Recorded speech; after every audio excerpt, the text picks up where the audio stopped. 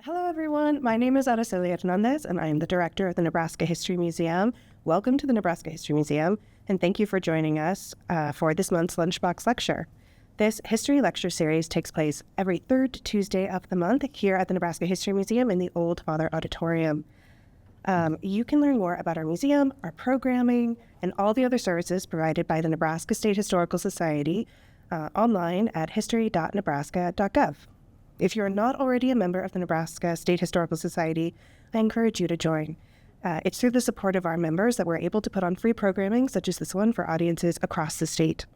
A special thank you to the Nebraska State Historical Society Foundation, whose support allows us to record and broadcast this program on TV and online. You can learn more about our previous programming, check out our podcast and other online programs on YouTube at NE Historical. So today's Lunchbox lecture speakers are co-authors Dennis P. Crawford and Dr. Laura J. Crawford. A little bit about our speakers. So Dennis P. Crawford was the Democratic nominee for the U.S. House of Representatives in 2014. He is a lifelong resident of Lincoln, Nebraska, with a political science degree from Creighton University, a law degree from the Catholic University of America. He practiced law in Nebraska from 1986 to 2023, primarily as a trial lawyer for accident victims. Crawford has been active in Nebraska politics, serving as the second associate chair of the Nebraska Democratic Party from 2012 to 2016. He is married to Diane and has 3 adult children and 1 grandson. He enjoys following the Nebraska Cornhusker football team in his free time. Dr. Laura J. Crawford is the Assistant State Archaeologist at the Nebraska State Historical Society in Lincoln, Nebraska. Dr. Crawford earned her undergraduate degree in anthropology at Creighton University, her master's degree in archaeology at the University of Alaska, and her doctorate in archaeology at the Ohio State University. In addition to working as the archaeologist in Nebraska, Dr. Crawford has performed extensive fieldwork in Alaska. She has also worked as an archaeologist in New Mexico, Iowa, Ohio, Hawaii, and Guam. When she is not doing archaeology or writing, Dr. Crawford enjoys spending time with her husband, Ben, and her son, Harlan. And they will be discussing their recently released book, Robert F. Kennedy, The Road Not Taken, From Nebraska to the White House. In this book, the Crawfords examine Nebraska's role in the 1968 Democratic primaries through where Robert F. Kennedy and Eugene McCarthy campaigned vigorously throughout the state to demonstrate their ability to win over farm states and secure the national nomination. Please join me in welcoming Dennis P. Crawford and Dr. Laura J. Crawford.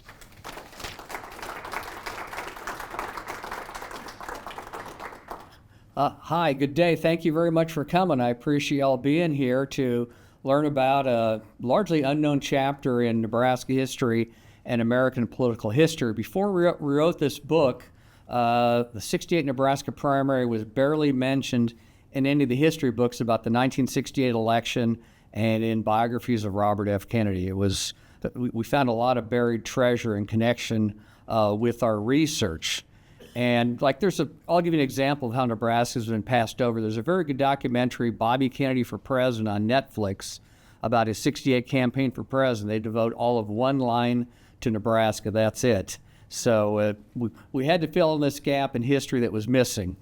And here's the thing is, Nebraska mattered in 1968. It was not a flyover state in 1968. This is because we had a much different presidential nominating system before 1972. Only 15 states held primaries in 1968, and Nebraska was one of 15 states to hold a primary. Beginning in 72, all the states held primaries and caucuses, and so Nebraska was just one of 50 rather than one of 15. So Nebraska was a very big deal under the old system. It was a very big deal for about 2 months in 1968 because Robert F. Kennedy and Eugene McCarthy spent a lot of time in Nebraska. They went to Lincoln and Omaha, but they went to a lot of small towns. They went to places like McCook and Laurel and Norfolk and Hartington and Kimball, North Platte. They were all over the state. It was a remarkable time in Nebraska political history. We made one significant historical discovery in connection with our research. What we did was we looked at old newspaper and magazine articles from 1968, primarily the Nebraska Press. We looked at the Lincoln papers, the Omaha paper, the World Herald, and we looked at the small town papers too. I mean, I found an article from Laurel, Nebraska, based on a tip from a guy that met Kennedy in Laurel in 1968. And here's what we discovered was that Kennedy spent the equivalent of 10 campaign days in Nebraska. McCarthy spent 8 campaign days in Nebraska. Humphrey was here for 2 days. And why this is significant is because in his memoir that he wrote in 1969, Eugene McCarthy claimed that he barely spent any time here. Nebraska was a low priority. It was no big deal.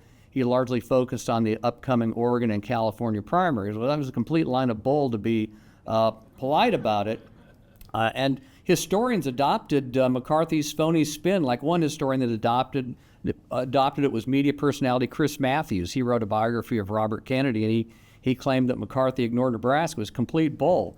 And you'll find out in our book, like I said, McCarthy spent 8 campaign days here. He literally worked himself into a state of exhaustion. He planned to campaign on May 14 of 68, but he was just too tired and worn out from his efforts, and so he took the day off and just rested in his hotel room in Omaha. And you'll see numerous newspaper interviews where McCarthy said, Nebraska's a high priority for me. This is an important state. I've got to win Nebraska. So Nebraska was a big deal for both candidates. And they were here because 2/3 of the delegates were controlled by party bosses and conventions and caucuses that they controlled. They controlled the delegates. And 2/3 of the delegates were selected by party bosses in the 35 other states. So McCarthy and Kennedy came here. They came to Indiana, Oregon, California, because they wanted to prove to the party bosses that they could win in a farm state like Nebraska. And that's what the primaries were for before in the old days, to prove to the party bosses that you could win important constituencies. Like a good example is the 1960 West Virginia primary. John F. Kennedy was a bit of an underdog when he embarked on his presidential bid in '59. And he ran and won in West Virginia to prove he could win in a Protestant state as a Catholic candidate, and he won like 60-40. And so that's why the 15 primaries that were held in '68 were important. And here's the origin of Kennedy's decision to run for president was the war in Vietnam. He was an opponent as early as 1965. He is very outspoken in his opposition to the war. By the fall of '67, there was a lot of dissatisfaction with Johnson and the Democratic Party, and some anti-war activists were trying to recruit an anti-war candidate, to take on Johnson in the primaries. They approached Robert Kennedy first because he had a national following. He was a great senator. He had a lot of visibility. He was charismatic. He was the brother of a martyred president. But Kennedy turned him down because he didn't think he could defeat Lyndon Johnson for the nomination. He thought it was a hopeless quest. And Kennedys don't like to get involved in things where they can't win. They like to win. And so then they went to George McGovern, senator from South Dakota, and McGovern turned him down because he was up for re-election in '68 in South Dakota. He wanted to get re-elected. So they went to Eugene McCarthy of Minnesota. And McCarthy was not going to run for re-election in 1970. He was kind of burned out on his Senate duties. He's kind of an angry and bitter man, and he had nothing to lose, so he took on the quest. And so McCarthy announced on November 30 of 1967. What kind of impelled Kennedy to jump in the race was the North Vietnamese launched the Tet Offensive on January 31 of '68. Before the Tet Offensive, Johnson and his generals claimed that we were winning the war, that the North Vietnamese were finished. They didn't have the power to launch an offensive, but they launched a massive invasion of South Vietnam. It was very bloody. I mean, the United States won a very resounding military victory in the Tet Offensive, but they suffered heavy casualties doing it. But it undermined Johnson's credibility even further when it showed the North Vietnamese were a lot stronger than they really were and that he claimed they were. And so after January 31 of '68, Kennedy decided to actually run for president. The only question was the timing, and he decided he was going to throw his hat in the ring after the New Hampshire primary on March 12th of '68. That was the first primary. And McCarthy had worked New Hampshire pretty hard for several months. He recruited a lot of college students to go door to door for him in New Hampshire, and he won a moral victory. McCarthy got 42% of the vote to Johnson's 49%. Johnson was projected to win by a fairly wide margin, and he vastly underperformed, and it showed that he was a wounded incumbent.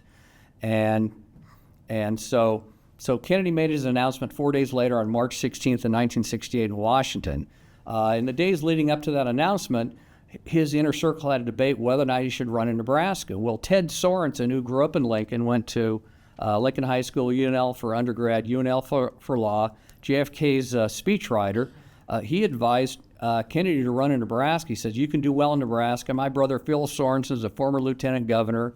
He has a political network and organization in Nebraska. I think you can do well in Nebraska. So Kennedy decided to take a shot at Nebraska. But he had a problem.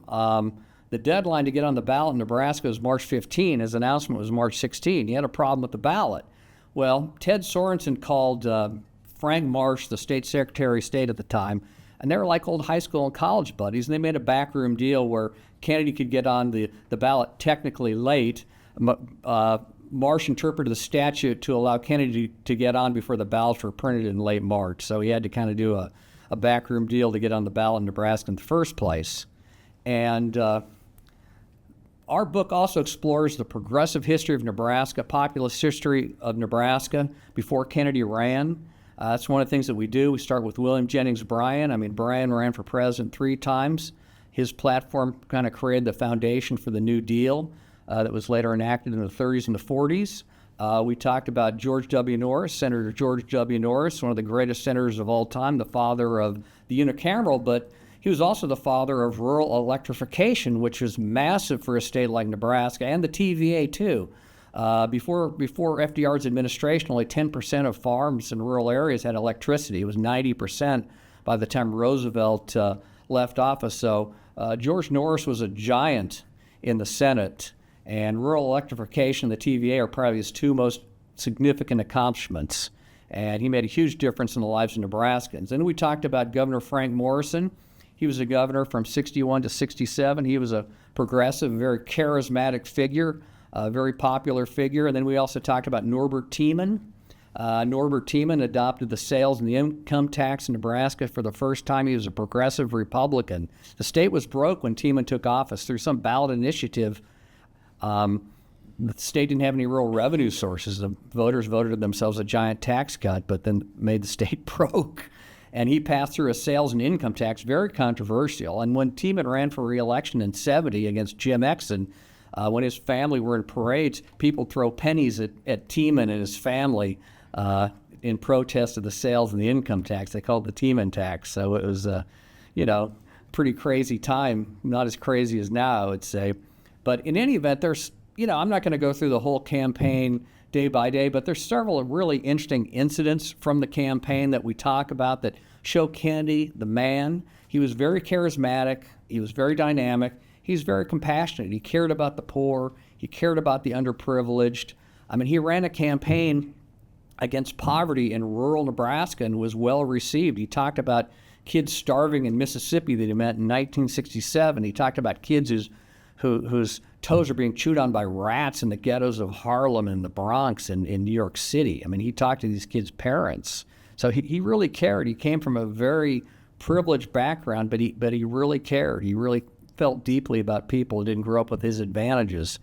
One of the more interesting incidents of the campaign was he was in Beatrice on May 10 of 68. There's a plaque in Charles Park. There he addressed 3,000 or 4,000 people at Charles Park, and he made an unscheduled stop at the Beatrice State Developmental Center for the intellectually disabled. It was not on a schedule. And Don Walton of the Lincoln Journal-Star followed Kennedy to BSDC. He had his own car, and so what he witnessed was pretty amazing. Kennedy went to the door of the facility. The administrator comes to the door, and the administrator says, "Do you want to see the wards?" And Kennedy kind of imperiously replied, "I want to see the children." And so he had this dog Freckles with him, his Cocker Spaniel. And initially, the administrator didn't want the dog to come in, but he relented. So Kennedy walks in. There's all these intellectually disabled folks there. They had no idea who he was, but they loved the dog. But when he was in BSDC, he cradled hydrocephalic babies, and he showed them love. And he was there. Laura came up with this. He was there because his sister was intellectually disabled, and she functioned pretty well, but then people didn't really understand that situation very well in those days. And she had a lobotomy. Right. Yeah, and that she went from like a functioning human being to somebody who needed full-time care. Yeah, the results of the surgery were a complete disaster. So we think he was there because he was thinking about his sister. I don't think he'd seen her for a long time. And another very interesting incident, there's 2 interesting incidents on May 13 of 68 in Omaha. He went to Creighton University. We were both graduates of Creighton University. and he spoke in this quadrangle just off of 24th and California Street. It looks largely the same today, many years later. It looks about the same. So he starts out the talk by, and he used these lines at colleges, wherever he campaigned in '68. He talked to the students about, using your education to help your fellow man, not just enrich yourself. You need to look at the greater good of the community. You need to help other people less privileged than yourself. You just can't focus on yourself and be selfish. Well, then he did a question-and-answer session. He did a question-and-answer session at every stop just to kind of feel out the audience, and he liked to talk to people that he disagreed with. He thought that was pretty interesting. He handled it pretty well, you'll see. But he asked the students for a show of hands, how many of you support the college student draft reform? And all the hands went up. How many support the Vietnam War? All the hands go up. He says, how can you do that? You're the most privileged minority in the world. You're going to sit on your duffs and do nothing, or you're just going to carry signs? And then some kid asked him, well, couldn't we use the Army to help out African Americans get out of the ghetto? How can you say that at a Jesuit university? What they teach here at a Jesuit university. He scolded the students and reduced them to a stunned and embarrassed silence. And then his next stop was at 24th and Lake in Omaha, and he's giving a speech there. And later that day, he was flying, I think, to either Ohio or Iowa, and a national reporter sat next to him on the plane and said, Senator, what do you think about those students at Creighton? He says, I'm not concerned about them. They're going to be fine. But I saw this little black girl in North Omaha in pigtails, this cute little girl. I'm wondering, what is her future going to be? And that had a big impact on me. I grew up in South Lincoln in '68. I like to say I fought my way out of a shopping mall to get to where I am now. But I wonder what happened to that girl. I hope she's all right. She's probably about my age. I'm 65 right now. And another very interesting incident was at the UNL Coliseum on March 28th of '68. That was Kennedy's only major stop in Lincoln. It's the only place he went in Lincoln. He only had one rally. It was at the Coliseum on March 28th of '68. There were 4,000 people gathered outside, 11,000 people inside. It was packed. One of the reporters said that his reception was similar to like the Beatles of that time. And so he in the speech, he gave his famous quote on GDP and what it doesn't measure, the quality of our marriages, the quality of our lives, it counts murder weapons, it counts napalm bombs. A great quote. He first did it at the University of Kansas a few weeks before, then he reprised it in Lincoln. But one of the more interesting portions of that thing was during the Q&A session. Nebraska football player Dick Davis, he was an academic All-American and a good player too, smart guy, good guy. He asked Kennedy, do you believe America is a racist country and society? He said no, and he ticked through a number of programs that he had supported as a senator and as attorney general and as a presidential candidate. And later on, the press asked Davis, what do you think about his answer? He said he didn't agree with the answer. He didn't think it was a satisfactory answer. So kind of interesting, So, anything else you want to talk about? I think you have it mostly covered, Dad. All right. Well, thanks. So you'll see the pictures, like some of the best pictures, the color pictures of Kennedy and Tecumseh are spectacular. I got those from Laura Black. She's a DJ at 91.1 FM. She grew up in Tecumseh.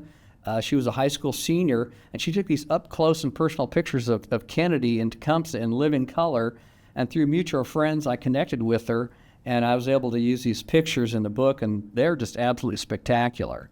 I think those are the best pictures in the book. But we have a map of where Kennedy went that Laura did. We have a map of where McCarthy went that Laura did. So you can see they really went all over the state. They just didn't go to Lincoln or in Omaha. They covered the whole thing. It was very interesting. And you could talk about the April 16th stop in Chadron and the Wounded Knee Monument and the reservation if you want to. You came up with that portion. That was pretty good. Yeah, sure. I'll talk about Wounded Knees. So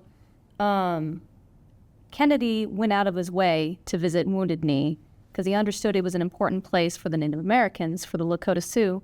And he was really touched by this monument where they had this mass grave of all the victims that happened in 1890. December 28th of 1890. December 28th of 1890.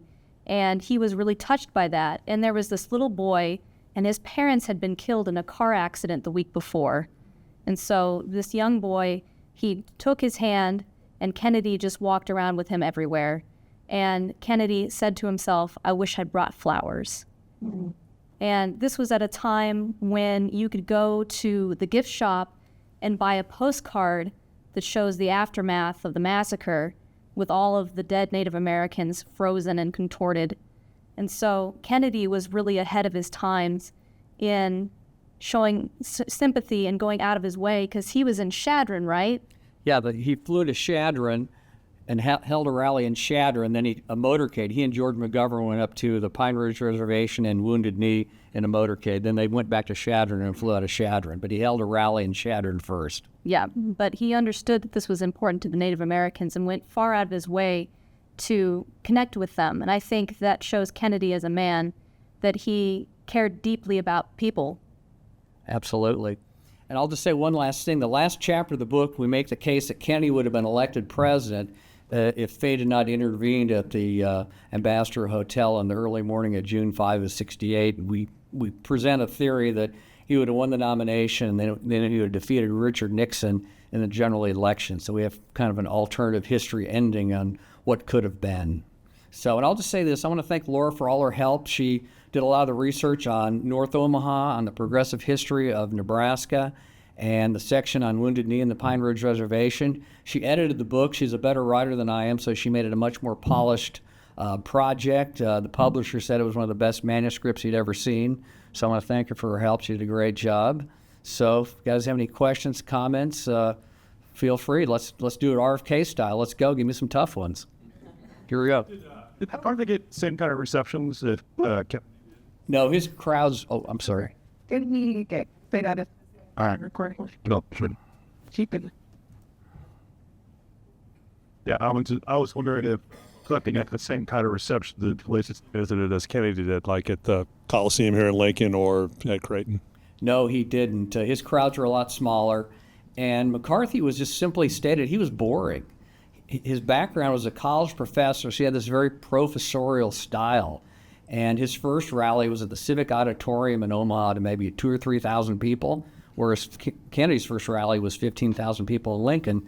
And he gave this really boring speech, and like Frank Morrison and Jim Exon were there, and afterward they said to each other, like, what the heck was he doing? That was really boring. What's he trying to prove here?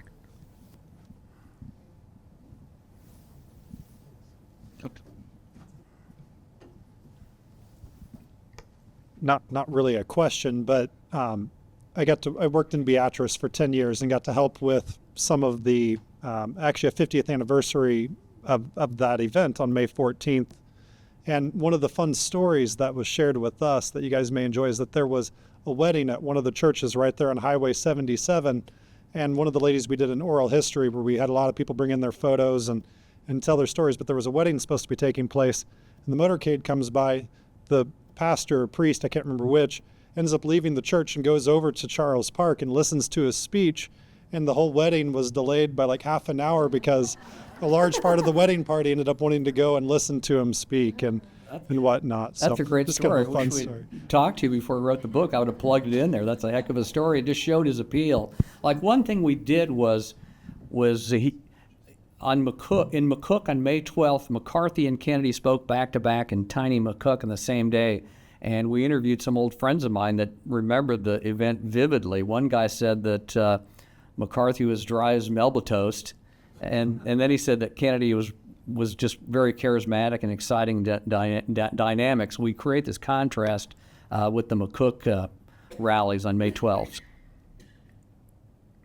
I am back. It's good. It's student. Yes.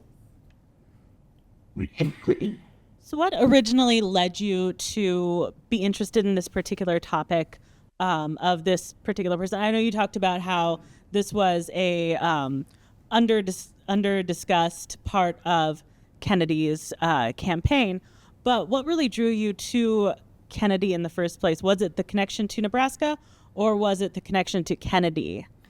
Well, the origin of the idea was my idea. Laura came in when I was writing it to improve it and all that good stuff. But the origin was twofold. I'm a Creighton graduate, so I was absolutely fascinated by the rally at Creighton. I mean, when I was at Creighton from 78 to 82, I mean, you couldn't get probably more than 10 or 20 people at a political event on the campus. People were just pretty apathetic, whereas 3,000 or 4,000 people showed up at for Kennedy's speech. That just kind of blew me away. And I kind of saw the student body I attended Creighton with probably similar to the one that was there in 68. Upper middle class, white kids from, Catholic high schools around the country. And we were kind of a bit of an apathetic but well-meaning group of people. I mean, most of my friends have gone on to do some really good things, both public service and the like. So that drew me to it. And Laura's a Creighton grad too, so I think it fascinated her. Another reason why I did it is my brother has lived at BSDC since 1975, and so I was just really impressed with how much he cared about the intellectually disabled. He did work for the intellectually disabled as a U.S. Senator from New York. This is outside the scope of the book, but I ran across in my research. He got letters from some parents about some facility in New York where the kids are being treated very poorly, and he went up there and inspected it, and he got a bunch of federal money to upgrade the facility. He was just so upset and alarmed by what was happening there. So that really impressed me, and that's one of the reasons that drew me into it. What? So good. Are there any other topics in Nebraska history that you're interested in researching or writing about? Oh, yeah. Yes. All right. Plug your book, Dad. All right, here we go. I'm in the closing phases of getting a book ready for a publisher on the 1983 Nebraska football team, the famous scoring explosion. I chose this topic because it's another neglected chapter in Nebraska history. There's books on the 70 and 71 national title teams. There's a lot of books on the 90s, but there's absolutely nothing on the 80s. And the thing about the 80s was Nebraska was very, very good. They just couldn't get over the hump and win the national title. They had the best record of any team in the 80s. And between 82 and 84, they were 34 wins and 4 losses, the best record in the country. And so what I did with this book was probably the 83 season is about 60% of the book, but I started researching Nebraska football history from 1890. And so the book, I covered Nebraska football history from 1890 to January 2 and 98 with Coach Osborne's retirement after he beat Tennessee.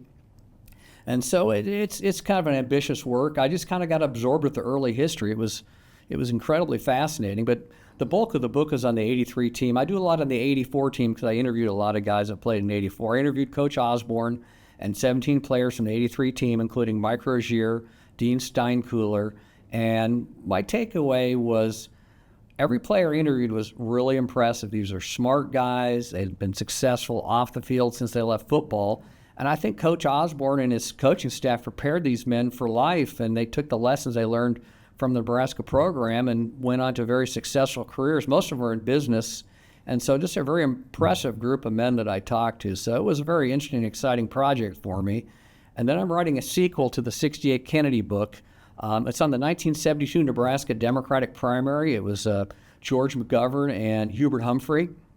It turned into a major brawl. It got really ugly and down and dirty and kind of set the stage for the remainder of the Democratic nominating contest. The other Democrats went after McGovern for being extreme. In some ways he was. But, one thing I learned is McGovern was probably too left-wing, but he was a very, very good man. I really like him. His major achievement in public life was feeding poor people around the world. He was the first head of the Food for Peace program and USAID during the Kennedy administration. Then he got elected to the Senate in 62, and he worked with Bob Dole to feed poor people all around the world. So he's a very good man.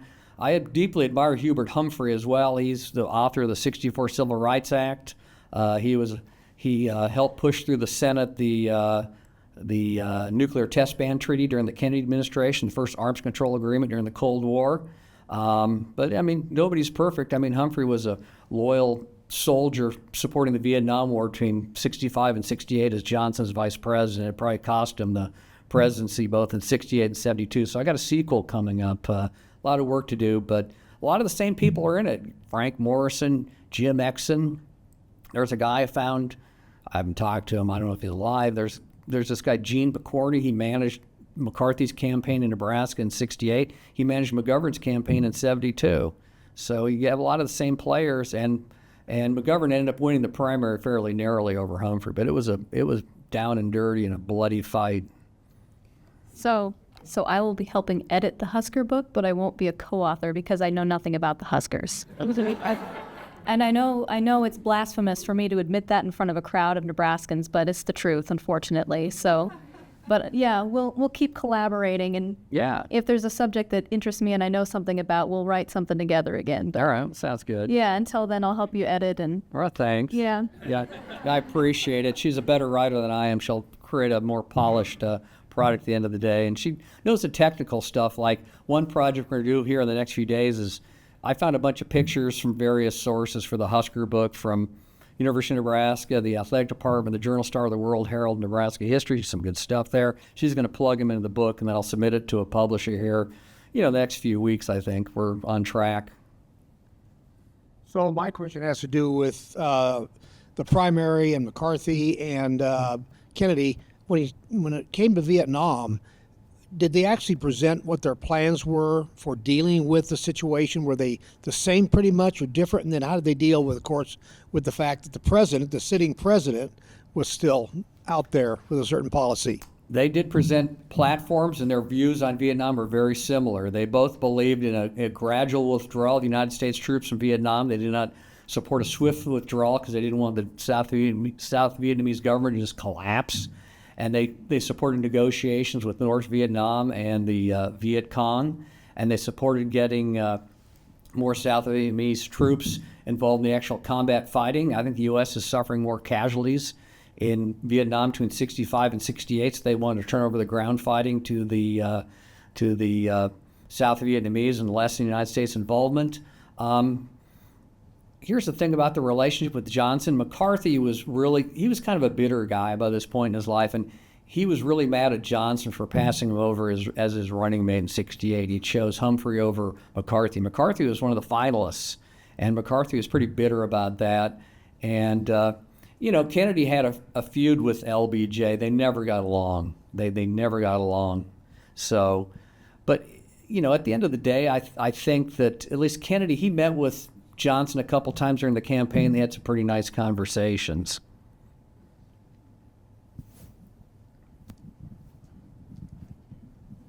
I'm wondering if there's one story you didn't get into your 68 book that you wish you would have.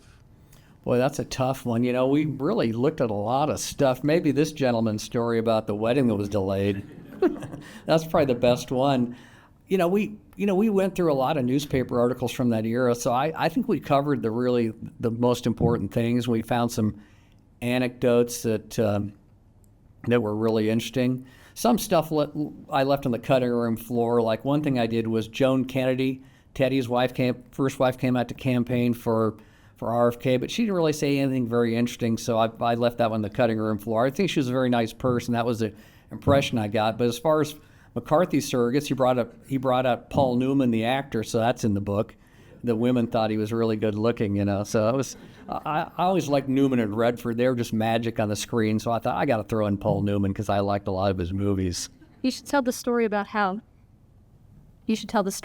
Kennedy used to lose all his lapels and pins. Oh yeah. 'Cause he was a superstar, right? Oh yeah. Here's the deal: is he would campaign and he would plunge into the crowd to shake hands. And the crowd would steal his cufflinks, and so they carried around with him a box of cufflinks to replace his own that were stolen. And somebody stole his PT-109 pin from his brother Jack, either in Scottsbluff or Chadron. But one of his aides went to the crowd, and they got it back. And in another state, somebody stole his shoe. And in another state, he was like in a motorcade, and somebody pulled on him, and he broke a tooth and had to see the dentist. People just went crazy for him.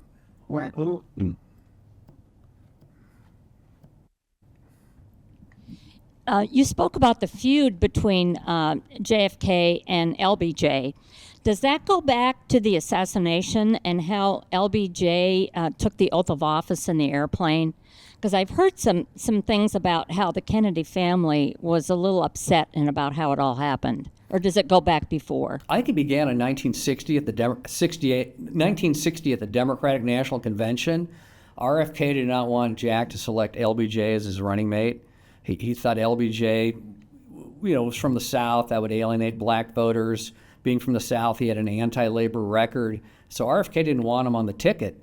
And so Jack went down, offered the job to LBJ. He accepted. He goes back up to the hotel suite and says to RFK, LBJ's going to be my running mate. And RFK was furious, so he ran down to Johnson's suite and tried to bully Johnson into rejecting the job. And as a consequence, that's when the feud began. Like, here's an interesting example of the feud. There's some incident where RFK was at the LBJ Ranch, and RFK was 5'9" and pretty slender guy, not a very big guy, and Johnson gave him this giant shotgun to shoot, and he shot the gun. It was knocked flat on his back and his fanny, and LBJ gave him a bunch of crap about it. Boy, you got to know how to handle a gun better than that. And then there were some slights regarding the period right after the assassination. I can't remember the details. They were upset that LBJ moved into the White House too quickly, and something about the swearing in. I don't remember the details, but there's a really interesting incident I ran across. It's not in the book, but in 65 or 66, RFK was in Paris on some senatorial duty, and this rumor came out that he negotiated with the North Vietnamese while he was in Paris that came from the press. The rumor was false. And so LBJ summoned RFK to a meeting in the Oval Office and starts hurling his accusations at RFK. And RFK says, listen, I don't have to take this. I'm not going to listen to this. He just stormed out of the Oval Office in a huff. I mean, LBJ was a very tall, commanding, intimidating guy, but RFK was not intimidated. He was just like, sorry, I'm not taking this stuff from you. So, but he was a Kennedy. He was famous, he was rich, he was powerful, so he could stand up to him.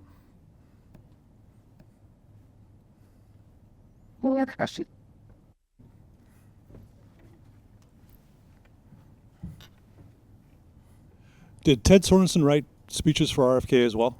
No, he did not. He did not write speeches for RFK. He was more of a senior advisor. He was practicing law at the time. That was kind of his major thing. But he was just a senior advisor. When Kennedy would meet with his inner circle or kitchen cabinet, Ted Sorensen was in the room. We did interview one of RFK's speechwriters, Jeff Greenfield, gave us a great interview, told us a lot about RFK the man and what his philosophy of government was.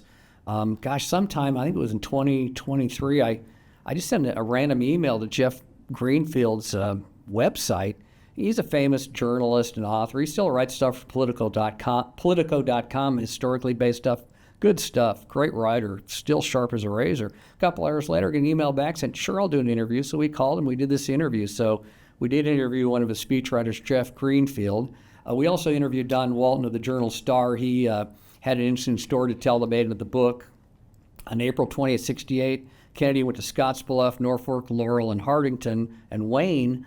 And so he had this deal with Kennedy on the trip from Hardington to the Norfolk airport. It was about an hour trip. Kennedy agreed to an interview with Don Walton. And so the first thing they do is they stopped at a liquor store and bought some Heineken beer. And Kennedy had been presented with a cheese ball at this cheese factory in Hardington that he had toured.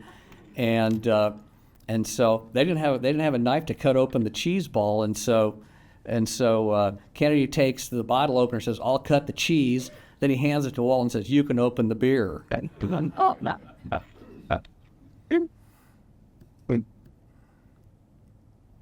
I'd like you to talk to us a little bit about what kind of a president you think Robert Kennedy would have made. I was heartbroken. I was 16 years old when he was assassinated. We addressed that briefly in the book. We think he would have been a great president. I mean, he was a very, very prominent and influential senator. I think being a senator, he was playing at a high level before he was a senator, but he raised his game in the Senate, I think. It made him more aware of the problems of poor people as a senator. And he was the Attorney General, of course. He was a major force behind the 64 Civil Rights Act. And he was essentially Jack's deputy president. So he was very, very experienced. He literally had a hotline in the Department of Justice to the White House. Don Walton, it's not in the book, but Don Walton was in the Justice Department interviewing RFK in the early 60s. The phone rang, it was his hotline, and it was JFK, and he picked up and took the phone from the president in front of Don. But we make the case he would have ended the Vietnam War a lot more quickly than Nixon did. Nixon didn't settle the war until 73, but he basically accepted the terms he could have settled the war on in 69, and it was very unfavorable to South Vietnam. We also make the case that Kennedy would have passed a universal national health insurance bill and insured most Americans. And here's a background for that. In 74, Richard Nixon submitted a bill like Obamacare that had a public option. And Teddy Kennedy wanted to pass it. He wanted to work with Nixon and pass it. He thought this would be an important first step, but the labor unions and the left said it wasn't good enough. We can get a better bill. And so it didn't pass. But we make the case that RFK would have worked with the Republicans and Democrats to pass it, because you'll see in the book that RFK had progressive goals, as a politician and a potential president, but he wanted to use the private sector to achieve some of those progressive goals. So I think he would have been receptive to Nixon's bill. And we think he would have won the presidency. And we make a case for that in the book. Do you want to talk about that, Dad? Why we thought that? Yeah, a little bit. I mean, some of the research for the nomination, well, a lot of it comes from Jeff Greenfield. He wrote a what if book on what if Kennedy had lived. And so I got a lot from Jeff Greenfield. And basically, the delegates who were committed, a lot of the delegates who were committed to McCarthy and Humphrey going to the convention were soft in their support, so he could peeled some of those delegates away. And also, Kennedy was going to do a rules fight at the convention. A lot of the Southern delegations, they were for Humphrey, and they had what was called the unit rule. So let's say there's 30 delegates from Alabama, and the vote is 20 for Humphrey and 10 for Kennedy. All 30 had to vote for Humphrey under the unit rule, and Kennedy was going to challenge the unit rule. And Greenfield's theory is that either A, he would have won the rules fight, or B, Humphrey would have just relented, because, Humphrey was for civil rights, and he would have relented. And Humphrey had promised to campaign for Kennedy if he won, and Kennedy promised to campaign for Humphrey if he won. So the Democratic Party would have been united. Instead, it was fractured with Humphrey as the nominee because he had supported Johnson's Vietnam War policies until September 30th, 1968. And Humphrey won the nomination without running in a single primary, and some Democrats resented that. And then the general election, this is from Greenfield. There's 4 states that Nixon barely carried. I can't remember what they are, but Greenfield makes a case that Nixon would have flipped these 4 narrow states and would have got 304 electoral votes. As it was, the 1968 general election was very close.